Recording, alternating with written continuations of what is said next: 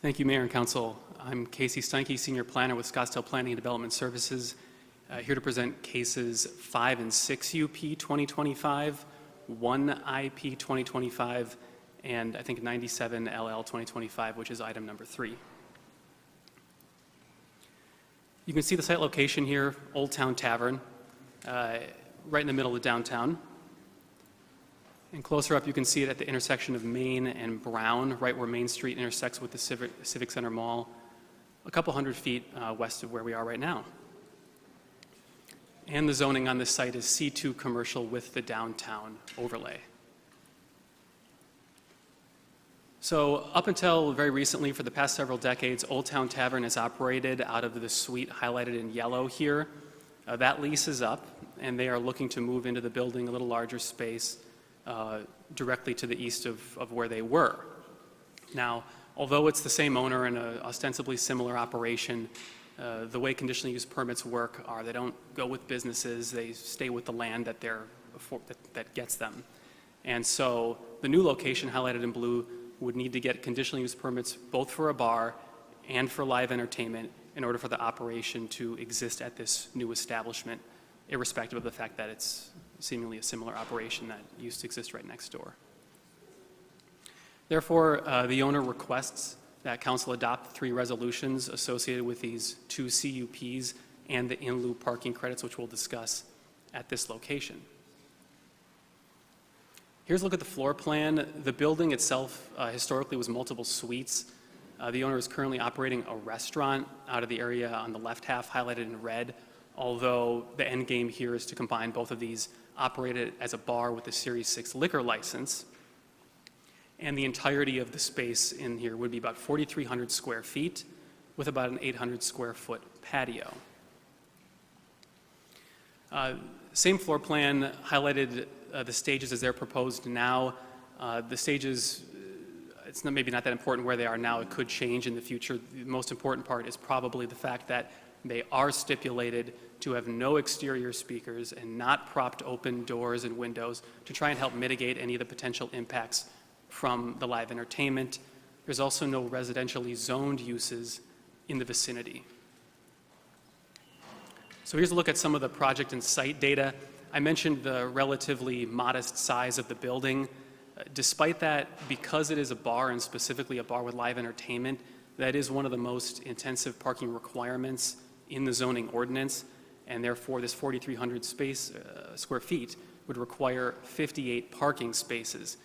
Obviously, common sense would suggest we're not feasibly going to cram 58 parking spaces onto a 6,000 square foot lot, and so the zoning ordinance affords a number of tools to help business owners achieve their parking demand. In this case, there's a number of credits at play: bike credits, in lieu credits, which we'll discuss, and then 15 historical credits, which is a bit interesting, actually. The 15 credits were from when this building was originally constructed in the 1970s, and the owner at the time contributed money to a pool of funds to actually help construct one of the garages we have now in what turns out to kind of be a precursor to the in lieu program, which was later developed in 1985. So they are requesting 41 in lieu spaces. Now, the in lieu program exists partially to help spur reinvestment and redevelopment with evolving uses in situations where you otherwise simply wouldn't be able to meet the current ordinance demand, especially if it's been decades since it's been last developed. And so the in lieu program explicitly helps them redevelop and reinvest into the property, understanding that areas evolve. The other part of it is the in lieu program in the ordinance specifically references a goal of reducing on-site parking in downtown and instead focusing on pedestrian-oriented activities and activating the street. And obviously, it'd be a bit difficult to do that if you have parking lots everywhere. There's also a potential conversation which did briefly come up at Planning Commission, which is the idea that, zoning ordinances and any ordinances, they take time to evolve. They don't always evolve with the functional world. And in the modern world, people take Lyfts, they take Ubers to bars, they ride share, whatever it might be. And so there's a pragmatic conversation that could be had about the combination of that in tandem with the idea that just to the north of this, the parcel abutting this, there is a surface parking lot, there are several garages in the area, and there is on-street parking in the vicinity. So a conversation could be had about the practicality of parking versus the strict requirements of the ordinance, and of course that's what you all would get to decide. The city did also do our standard outreach to all property owners in the area. Up until the day of Planning Commission, there were no public comments, though the day of Planning Commission, we did receive 2 written comments. The owner also held an open house. And at the end of the day, last month, Planning Commission did recommend approval unanimously on this topic. So that concludes the staff presentation. We do have Paul Mitchell as representative for Old Town Tavern for questions as well. All right, are there any questions?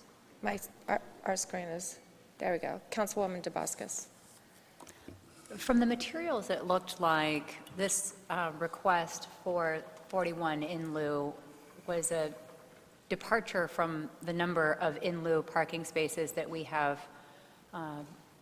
recommended or approved in the past. Can you discuss the difference and why 41?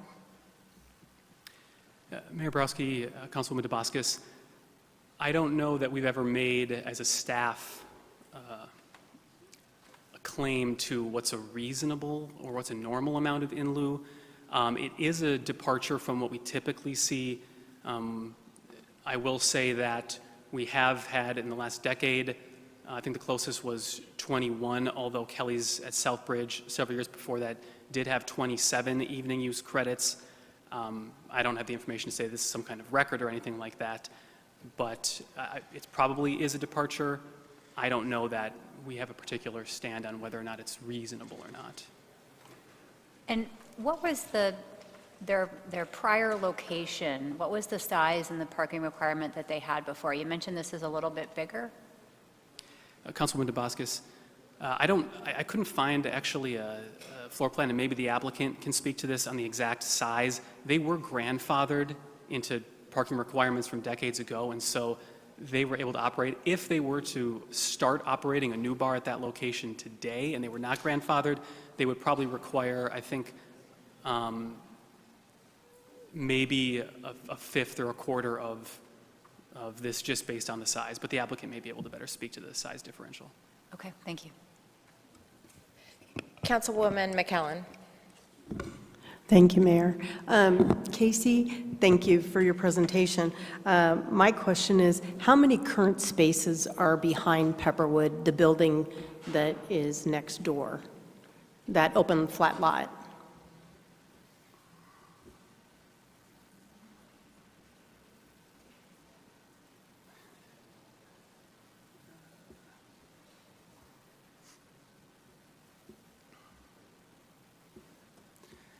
Councilwoman McAllen, I'm trying to load a picture here of the parking numbers in the surface parking. I'm trying to see, I think it's 120, am I seeing that right? 123, is that the correct spot? Maybe not. Okay, so then my next question is, currently, Old Town Tavern is already in this space. It's just expanding its space, correct? They are moving.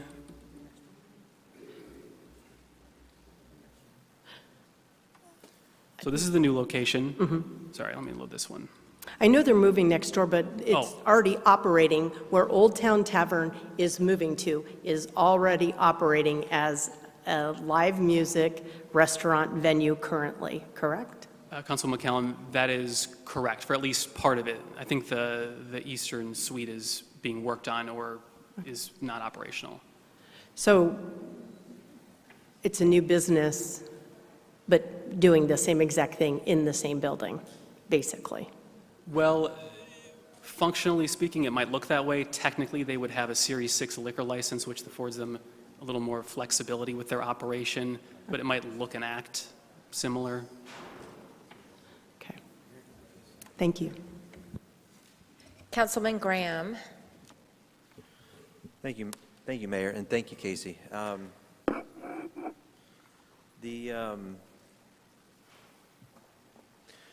Yeah, this application just kind of yeah, I spent a lot of time studying this application, and what is, has staff analyzed the cumulative effect of bar density in this area? I mean, this is, Old Town has the highest concentration of liquor licenses in Maricopa County, is that correct? Mayor Borowski, Councilman Graham, I'm not particularly personally aware of whether or not we're the highest density. I also don't know that we've explicitly, in my time here, I'm speaking for planning mostly, done any sort of research on the density of bars. I'm not sure that's been brought up before in a formal council item. So staff hasn't analyzed the cumulative effect of recent bar approvals and taken that into consideration as far as their impacts on noise levels or public intoxication or resident complaints in the area? I would say that we have not, to my recollection, I don't believe we've analyzed that specific question, no.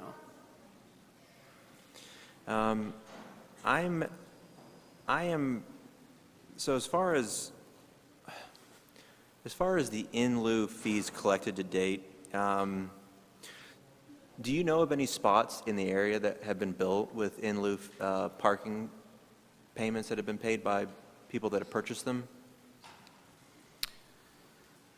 Councilman Graham, off the top of my head, I don't have a list of who uses in lieu in this exact area. I know north of here, Sanchez, I know Boondocks, I know those guys have in lieu. I'm not sure about a lot of these, like Rusty Spur and Grapevine and those, they might have been grandfathered out of that, so I don't have that information on hand. I guess what I'm kind of seeing here is that, you mentioned about the evolving needs of what is going on in this area, but we have these standards for a reason. And so when you talk about evolving needs and what, may be dynamically happening down there, but we have standards and we have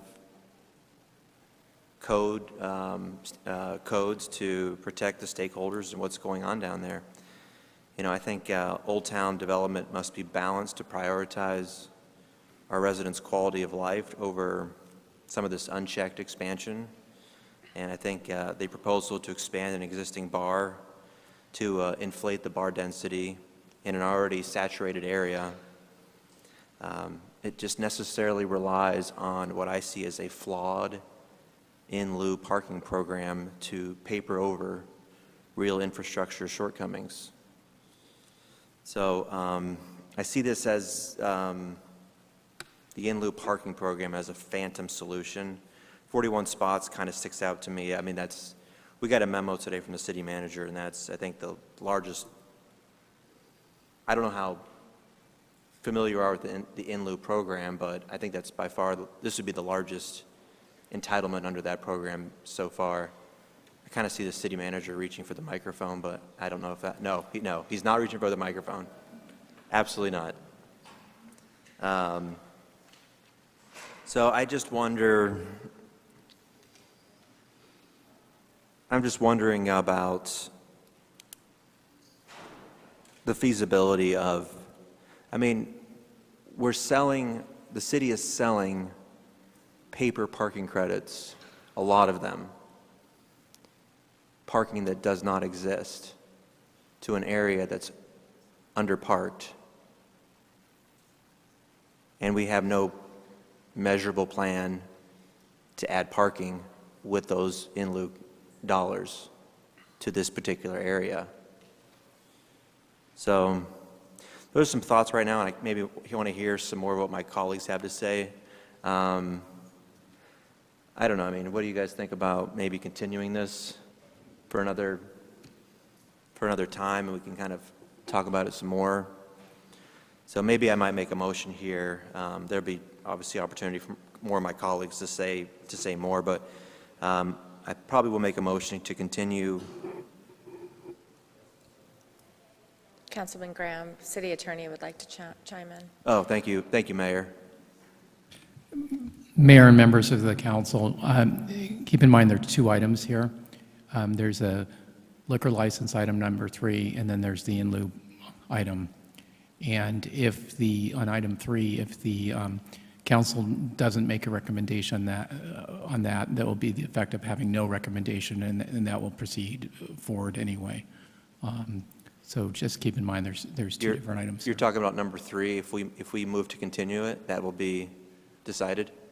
Effectively, yes, because there's a certain time frame you're supposed to provide a recommendation. Didn't know that. Okay, that's good. That's good to know. I mean, everything I'm seeing right now, I can't support it as it is. I can't support the idea that I'm selling, as a city, I'm selling, over 40 virtual paper parking spaces to an area that is that's already underparked. So, City Attorney, is that requirement, is that airtight, or is that like we move it to the next meeting and we still have time? We'd have to ask Mr. Curtis, because I believe the statute says we have to provide a recommendation within 60 days, so I don't know how much time we have left. Mayor, members of the council, Tim Curtis, also with the Planning Department. Correct, the state provides us the application, the city the application for the local governing body to make a recommendation within 60 days. The 60-day timeframe is very short, especially when you're processing associated conditional use permits, like we are the bar use permit for the bar liquor license. The 60 days, to answer the question, is due on Valentine's Day this weekend. So we are out of time in terms of providing a recommendation to the state regarding the Series 6 bar liquor license. I think, and the city attorney can correct me if I'm wrong, but the way that the state liquor department operates is they will move forward with that application with or without the local governing body, the city council's recommendation. How closely do they scrutinize what the local recommendation is? That may be a speculative question. Mayor and Councilman Graham, that's difficult to say. That board changes from time to time. Right. The city attorney might have a little bit more experience with how they operate at that level. I mean, it's not the fault of my colleagues and me for that it's, so close to the deadline. And this, we're dealing with this as soon as it came to us. And so I think it's kind of one of those, I think we can't let the pressure of a deadline like that alter what we're going to do for Scottsdale residents. So I think with that, I will just move to continue this, and maybe they can get an extension or some other satisfactory. You can get an extension or some other satisfactory alternative solution can be presented, but move to extend item number 3, Old Town Liquor License 97 LL 2025, and item number 5, Resolution 13592, 13593, 13600. Thank you. I didn't hear a second, so let's continue with the debate, with the discussion. Second. Okay, so I'm not following the basis for the extension, because I don't know what we would learn more so than we have available tonight. For example, in lieu parking credits 41, is the business owner going to be able to go get 41 actual parking spaces or the requisite number of spaces? Do you know the answer to that question, just so we know for the purposes of this particular motion? Mayor Borowski, there's no physical spaces directly tied to this. It goes into a pool of money to help us build and maintain public parking spaces. As long as he can pay the monthly fee, it goes into. No, I'm well aware of that, what you just described, but I think the objection is the in lieu, the fact that they are in lieu, at least that's what I'm hearing, and I echo those concerns. So my question was, if we continue this tonight to a different date, which is after the expiration of their deadline. Can they find 41 actual parking spaces adjacent or close to their compliant with the requirements?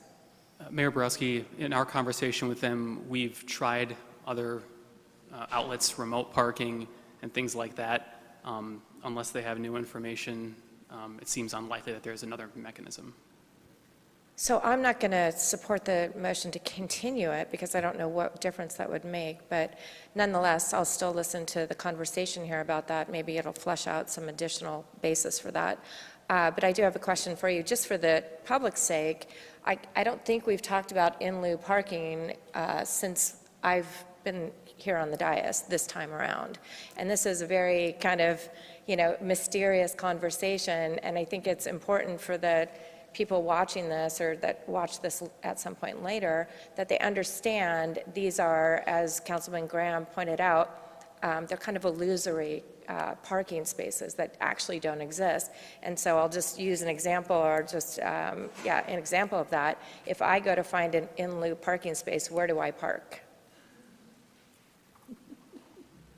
Mayor Borowski, you would find public parking. So, which begs the question, or the issue, the point I was trying to get at. We've had a lot of conversation, on the other hand, about actual parking spaces and building a new garage, right? And I think if there's a problem, which I agree with Councilman Graham on a couple of the points he made, and I disagree with a couple of the points he made, but notwithstanding that, we arrive at the same result. The in lieu parking program, and maybe this is something we should look at very closely soon, because I think it doesn't serve the purposes that we need served right now. Meaning, if there's a shortage of parking, which we don't know that, I'd like to see today's updated study on that. Hopefully, we'll get one of those in the near future. Why are we allowing imaginary parking spaces to be utilized or purchased, which that money, I'm assuming, goes into the general fund, is that right? Mayor Borowski, it has a specific fund. A specific fund that goes to what? Building parking garages, which we're out of land to build parking garages. So we're coming full circle, right? It kind of doesn't make sense at this point for me, unfortunately. And just a little bit of a correction, this has been an operating business about 10 feet from where it's moving into. So it's not a new business, but nonetheless, it's a very busy business. So to the extent it's added to any parking deficit over the past decade or 2 decades, it certainly would increase now because there's more buildup around it. So I believe it should be subject to the rules of today, but I don't like the fact that the in lieu is being used here. So that's what I'm going to leave it at. Councilwoman Whitehead, thank you. Thanks, Casey, and thanks, Mayor. Yeah, I agree with a lot of what's been said. I mean, in my time, 5 parking spaces in lieu was scrutinized pretty good. But I just want to clarify a couple of things. So the original, so we're going from the 12 to the 6, so it's operating as a restaurant today, correct? Correct. And it has no live music today?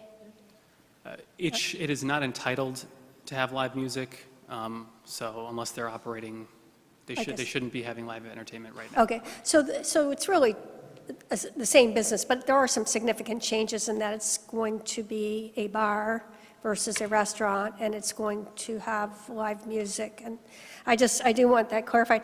And I actually watched the Planning Commission meeting, so I think the Pepperwood lot was brought up as public parking, but I think we have a contract on that for valet. Do you know if we do? So I think quite a few of those spots are reserved for valet during certain times of the day and night. Councilwoman Whitehead, I'm aware that exists. I'm not familiar with the specifics of that. I mean, I know it is public parking. I don't know the details of the valet agreement. No, I don't, that's okay, Casey. But yeah, a lot of it is valet, I believe, or a significant portion. I guess I'm just in agreement with most of my colleagues here. This is sort of a difficult one. I don't see any benefit to a delay, a continuance either. So that's kind of where I stand. Thanks. Councilwoman Littlefield.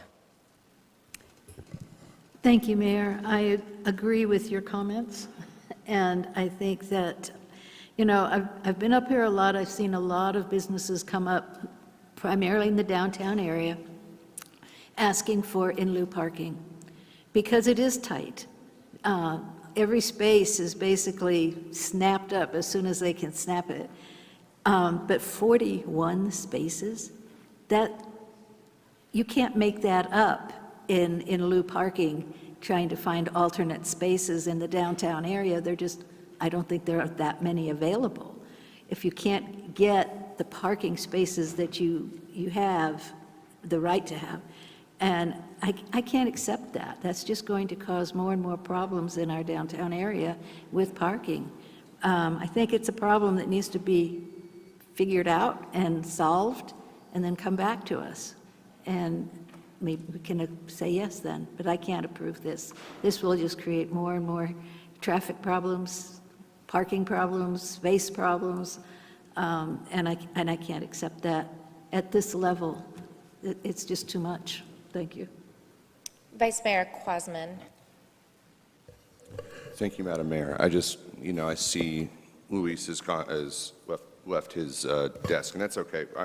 I was just wondering why, if ARS 9835, just Googling it, looking at that, I see on section I, this is just, I tend to agree with Councilmember Littlefield and the mayor on this issue, but just looking at it in terms of academics, it says in section I, by mutual or written electronic agreement, a municipality and an applicant for a license may extend the substantive review time frame for the overall time frame.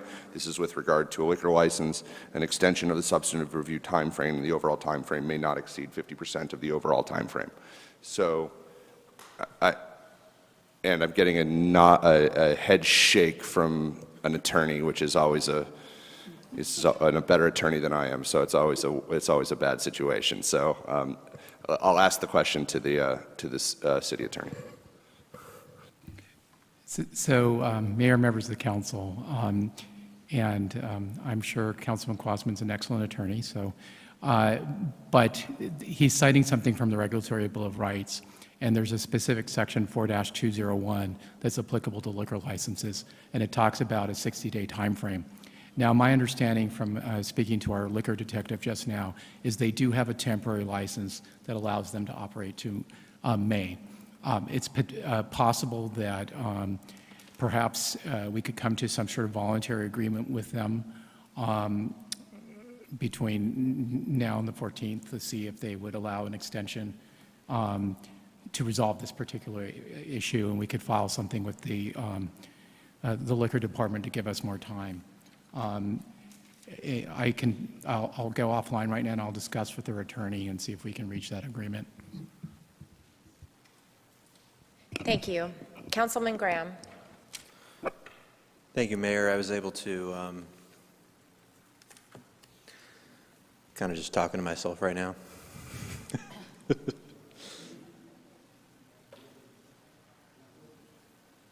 Are you done?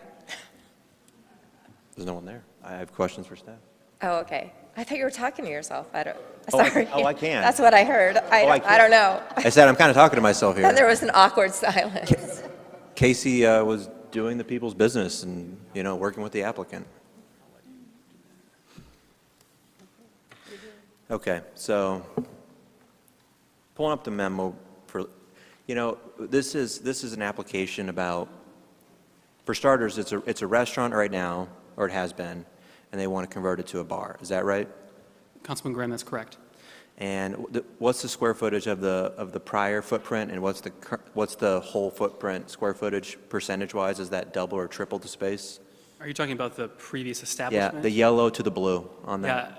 Yeah. What's the?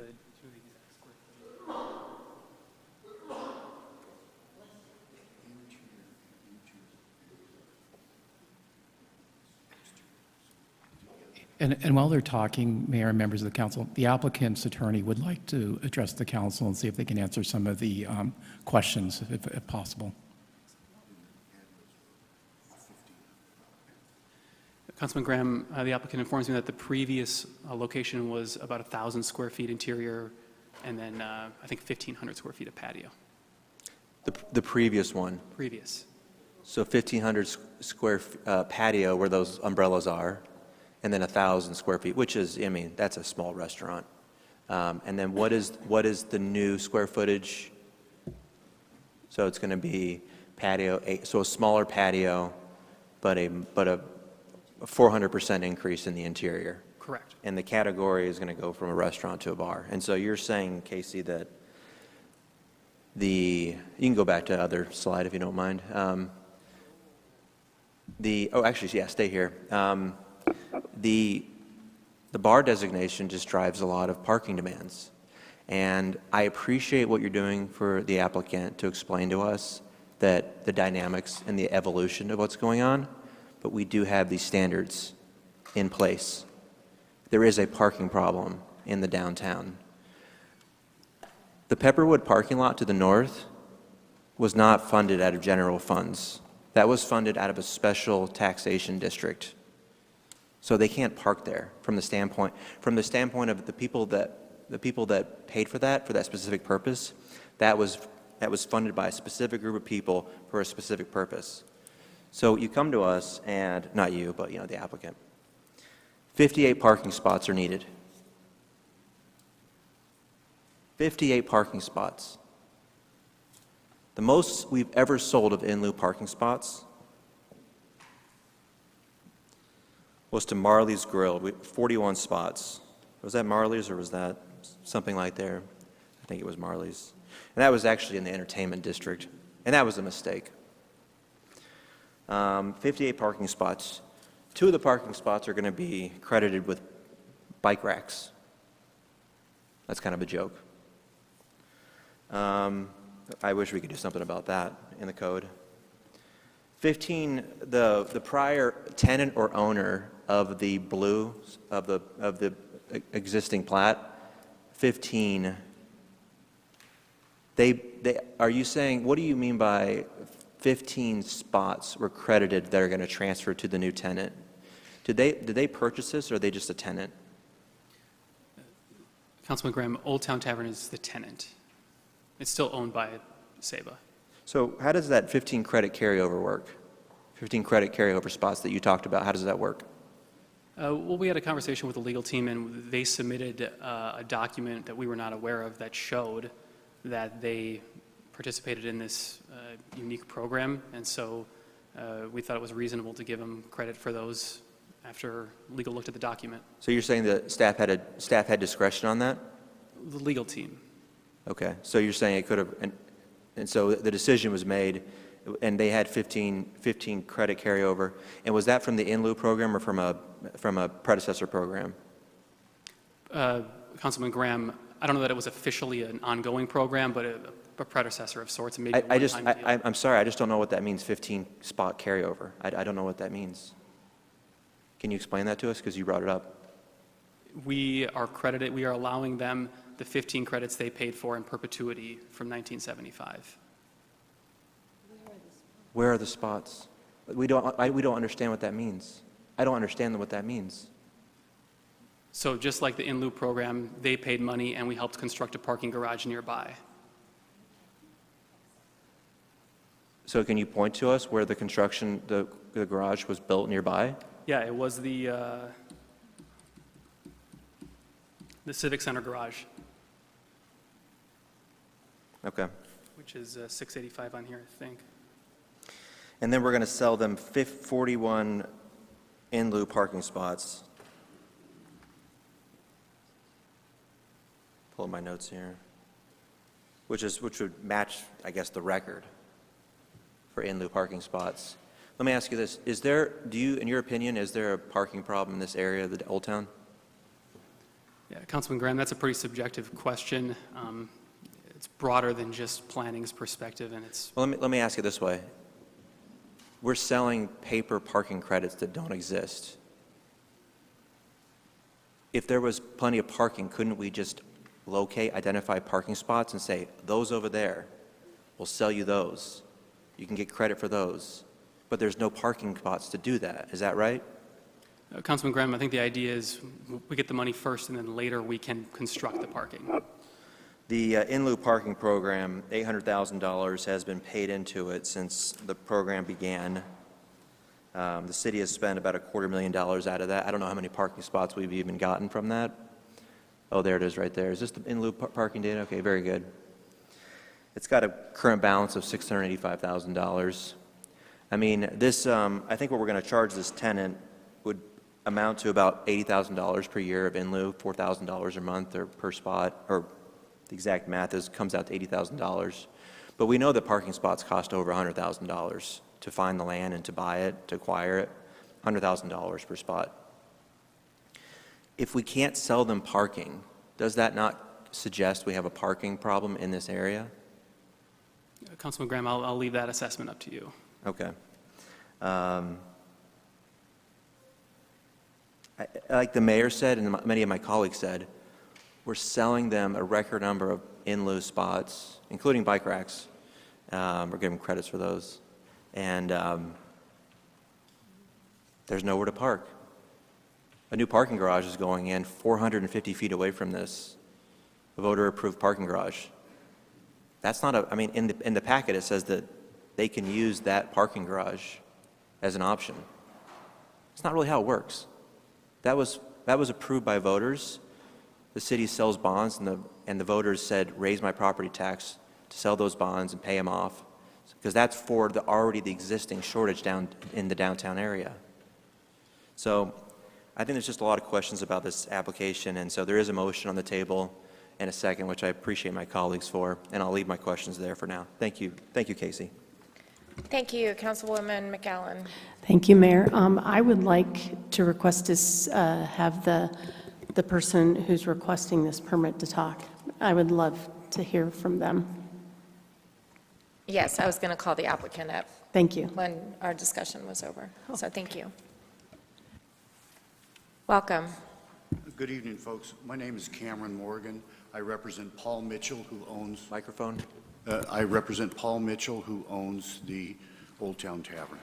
Mr. Mitchell's in the background over there. Folks, I heard a lot about parking, but I don't know if you understand the history of the Old Town Tavern. Old Town Tavern has been there for 40 years, either in under the current name or in the predecessor names. It has been playing music for 40 years. It has been using the parking lots for 40 years. Now, the building that it was previously in has become dilapidated, and so we made plans to start moving next door to the Saber Brothers building. Towards that end, Mr. Mitchell got one half of the building, as you saw on the prior slides, and he started the backdoor restaurant.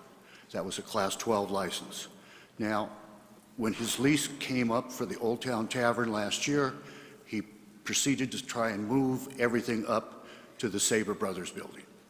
We thought that, first of all, there was no parking required for Old Town Tavern, no parking required for backdoor restaurant, and we thought that, no, there's going to be some parking required when we merged the two, but it wouldn't be that significant.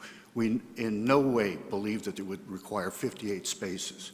However, the way that the statute reads, it ended up being 58 spaces. Now, Councilman Graham asked about how we got 15 spaces.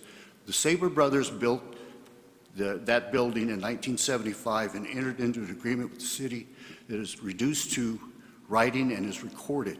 And they got 15 spaces in perpetuity in the area so long as the city had parking. So that's where we get 15 spaces from. It's recorded and it's binding. It runs with the building. At the time that building was built, it was believed that that's all of the parking that would ever be needed for the Saber Brothers building. Now, obviously, statutes change, codes change, and now we have the in lieu parking program, which is code, and we have the requirements for parking, which is what we're dealing with here. Now, a couple things.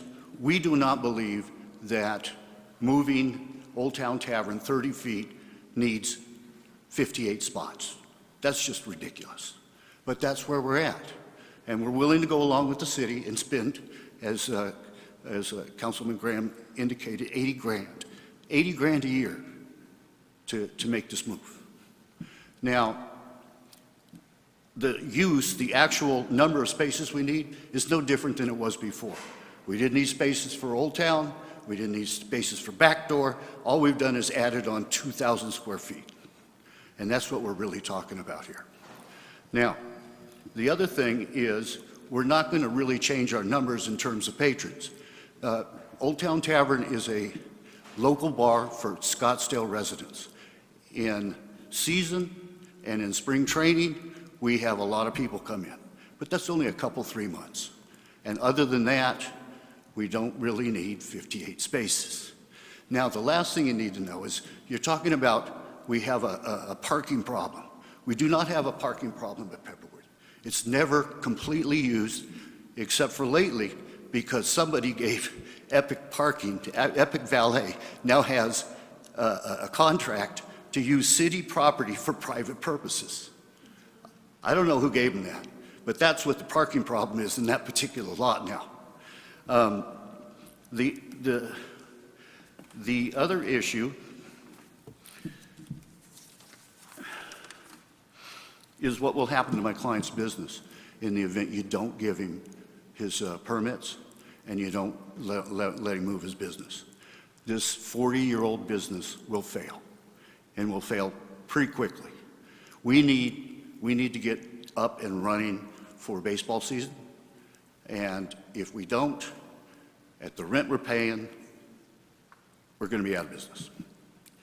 So we have employees, we have musicians, we have distributors, everybody, there's a whole bunch of people that are relying on your decision to let Old Town Tavern move 30 feet. Now,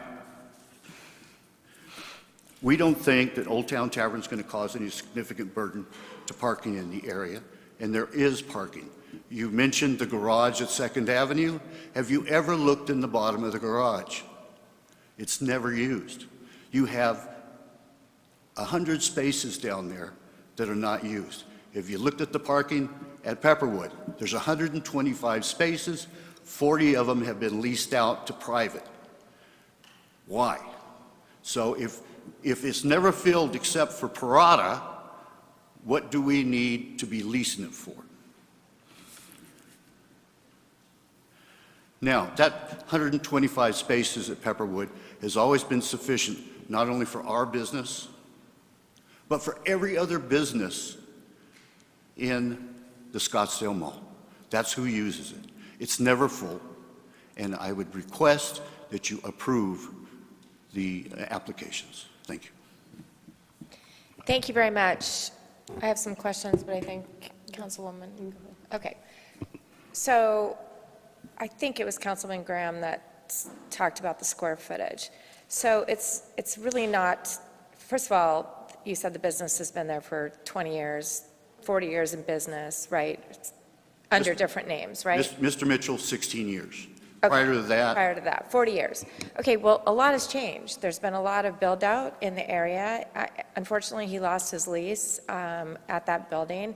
If he were any applicant coming before us and asking for, you don't have the square footage, 5,500 square foot restaurant bar, it's actually just a bar, right? 12, Series 12. We would be applying this, we would be having the same discussion. And these same concerns would exist. Now, while I agree with a lot of what you just said with respect to the parking, does not appear to be a parking issue except for at the highest tide times.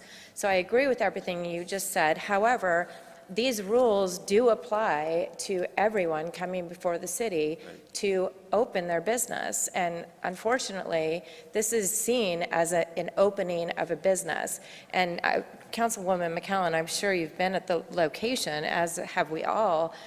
This business hasn't been there in this form for a long time. That's inaccurate. The back door opened, I think, a year ago. It's been a much more smaller, intimate restaurant. Jumping to the Series 12 for a 5,500 square foot space is a whole different machine. Exactly. So while I agree with you in theory about the parking situation, there is a strong perception on this council, majority, of the majority, that there's a lack of parking. And we've taken steps, which I've been completely opposed to build a parking garage because of this perception, right? And maybe there is a lack of parking, maybe there isn't. We need to get an updated study. Having said all that, it's unfortunate, but these rules apply to this application. So, I stand with my prior comments. I don't know what a delay is going to do. I don't see any scenario where you're going to go find 41 actual spaces. Although you could be buying them from another business owner. And I'm going to leave it at that. So. Mayor, may I respond? Absolutely, but do you want to hold your response or you want to do it now? Just real short. Okay. Thank you. A couple of things. We agree with you. We want to follow the rules. The rules are in lieu parking. That is the code. That's why we came up with the 41 spaces. It hurts us to pay the city $80,000 a year, but we're willing to do it. If it'll help you build parking places, great. Bottom line is, we need to follow the law to pay you the money for the in lieu parking and open our business.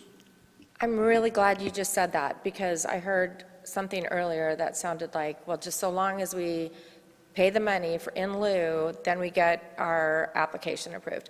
I don't think that's true. I think it's discretionary. And if we're not discretionary on the in lieu side of it, I don't think we'd be having this comprehensive conversation, because you would have checked all the boxes. And that's why we're here discussing your approval. So can city attorney or city manager, do you want to speak to that issue? Because I think that's worthy of explanation. Madam Mayor, are you speaking to discretion? Is that the question? The way I would describe in lieu fee is a relief valve. In lieu parking is quite common in old towns or downtowns, because you take a snapshot of the uses at any given time, and therefore your old towns or downtowns are going to evolve. And therefore, it's quite challenging to come up with new spaces, and you want to have density in your old town, generally speaking. And so there's I call it a relief valve, or an option for in lieu that usually contributes to the municipality to add additional parking. And so it is discretionary in the sense that it would come before you for consideration, and it is an option. There are other options, and this is the option for your consideration. Yeah, that's the question I was getting at. It's not absolutely, you haven't complied with, a requirement, and therefore the box is checked. It's discretionary, and that's why we're discussing it and voting on it. And to the city manager's point that you just ended with, what are the other options if it's not 41 in lieu spaces? I think you have to go back to the 58 and what drives the 58. So what drives the 58 spaces is the use. There was a use before, and as my colleague presented, this is one of the higher utilizations of parking per our code, and therefore 58 is arrived at that they have to produce. And therefore, the options are in lieu, that is one, and then given the 15 that they're credited, they can also go find spaces as referenced. And so if I'm missing another option, I look to my colleagues, but that's generally the options before you. In lieu, provide the space, or change the use. That's Right, okay. I or just wanted to make smaller space that would drive. So that's another, if you match the utilization of the square feet with the 15. I've seen that on a restaurant, for example. Reduce the scope. Yeah. Gotcha. Okay, I don't have any other questions, so thank you very much. And Councilwoman McKellen. Thank you, Mayor. I think this has brought up a whole nother issue. I think that this will continue to keep coming up as more businesses, start up in Old Town.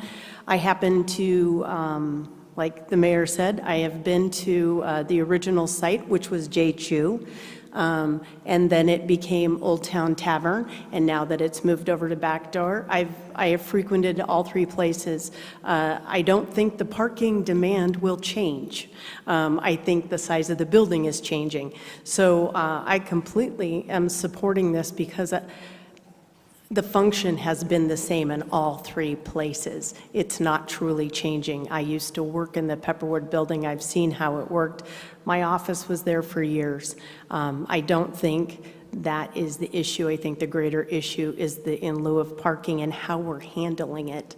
I think that that will call for a study session all on its own sometime in the future, because there are so many questions that nobody seems to be able to answer tonight that are impacting this business's livelihood, and it truly is moving from one space to another, so I will be supporting this. Thank you. Councilwoman Whitehead. I just really appreciate your remarks, so I'm glad you got up. And, I do want to comment on the in lieu. The in lieu isn't for a private business to buy parking spots in a garage or anywhere else. The in lieu is to contribute to shared parking. So while $80,000 a year doesn't buy a lot of parking spots for the city, together with other in lieu, the idea is it would. And I want to recognize that $80,000 for a small business a year is a tremendous amount of money. So I do appreciate that. I just want to make sure I understand this. Like I said, even after watching the Planning Commission, I'm finding some questions. And what I am leaning towards is, if I don't support this, is supporting a continuance, because nobody wants to put a business out of business. But so there's the original site, which is the Old Town Tavern. Did you separately, are you already out of that business? Are you out of that building? Correct. Okay, so that building's gone. Was that a bar? I believe that those owners are asking you for a beer and wine license to reopen it. Oh, so it's staying. So your original facility, your original bar, the Old Town building, I thought it was having problems, so it was vacant. It was falling apart, or somebody said something? It does have problems. It is vacant, but they're attempting to get a beer and wine license. I think they have an application before the city now. Oh, so they do. So that's a separate bar that will come forward, but for that property, they're just going to be asking for the Series 6. They don't have to ask for anything else, correct? They will not be asking for a Series 6. A beer and wine license. Oh, 12. Is a different. Oh, okay, beer and wine. Okay, I don't know the liquor licenses. Okay, so the new location, so your client has already moved to the new location, and the new location is operating as a restaurant right now. Correct. It has been for 4 years. Okay. Somehow that wasn't clear in the Planning Commission meeting. So you've been operating as a restaurant for 4 years. And what is the impact of live music anyway, in terms of parking? Does anybody have like an idea? It adds 20%. I mean, is that a key component of this business? I mean, I'm trying to figure out, we've just never seen any business come to us asking for this kind of in lieu. And I agree with the parking. I don't know, the Pepperwood, as I mentioned, the loss of that because of the private contract. But I do agree, Second Street is always vacant at the bottom, or appears to be. So you're operating a restaurant. What is adding the most burden to your parking needs? Is it because I would think as a business, you'd be pretty motivated to lower that number, have your client lower that number and lower the $80,000 a year. I mean, that's a lot of money. I wish I could. Okay, so if it was not live music, would it be significantly less? If it was still operated mostly majority restaurant? We have operated as an acoustic music bar for 16 years. Without acoustic music in that location, the bar or the restaurant will fail. Okay, but so you've been operating that way, but in the old location, and it's just because you moved that this came up? Because you were grandfathered in the old one? We had music in the old one. was grandfathered in from 1985. Okay, and so you, in the restaurant today, is there music today? Is it? There's acoustic music today. Okay, okay. And that's, acoustic is live? It's live. Okay, There's so- guitars. There's some amplification. So you're just expanding that, and you want to basically serve a higher proportion of liquor to food? When we did our application with the planning department, we tried to put this into a restaurant and a bar side by side. Okay. That would not pass muster with the liquor board. So we had to go with a Series 6 for both locations. It's not what we wanted to do, but that's what we were forced to do. So that's why we ended up with this higher amount of parking up to this 58 places. It's simply a happenstance of the codes. Government getting in the way a little bit. I'm not going to say that. Okay, it is a much more complicated than somebody coming to us and just saying, hey, we want to burden public parking. I think what I'm going to do is support, I think it seems like there's an extension possible at the state. And I just want to stress to my colleagues, what we're seeing here is the restaurant is being labeled as a bar. So you still have the restaurant and then you have the bar next door, but the restaurant is being treated as a bar and being parked accordingly, even though it's, in a sense, that part of it's not changing.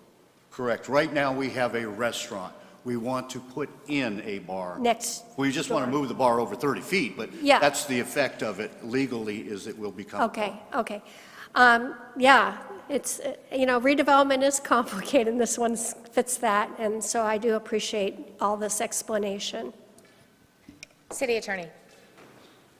Mayor and members of the council, I think it's important to point out that there are two separate items here. 3 has the recommendation regarding the liquor license, and then number 5 has to do with the CUP and the conditional use permit for the bar and for the live entertainment, and the in lieu parking's wrapped in that. In order to operate the bar, they need both. They need the approval of the liquor license and the CUP. If for some reason the council doesn't forward a recommendation, the liquor license gets approved, they can't operate the bar without the CUP. They could still probably operate the restaurant without the CUP. So there's some moving parts here to think about as you decide how you're going to vote on this. Thank you, Mayor. Can I respond to that? Yes. So if you delay both, then if we continue both, then the state can continue their license, their decision. And the statute, ARS 4-201, doesn't provide for an extension. There'd be a possibility they might entertain one, but it's not automatic. And it'd have to be something the applicant would have to agree to. Okay, I'll think about that. Councilman Graham. Thank you, Mayor. I got just a couple things contradictory I wanted to clear up. Casey, the city staff liaison, said that currently Old Town Tavern is not allowed to play live music. We do not have an entertainment permit at this point. However, our position is that Old Town Tavern has been grandfathered to play music for 40 years. So we're relying on our grandfathered status.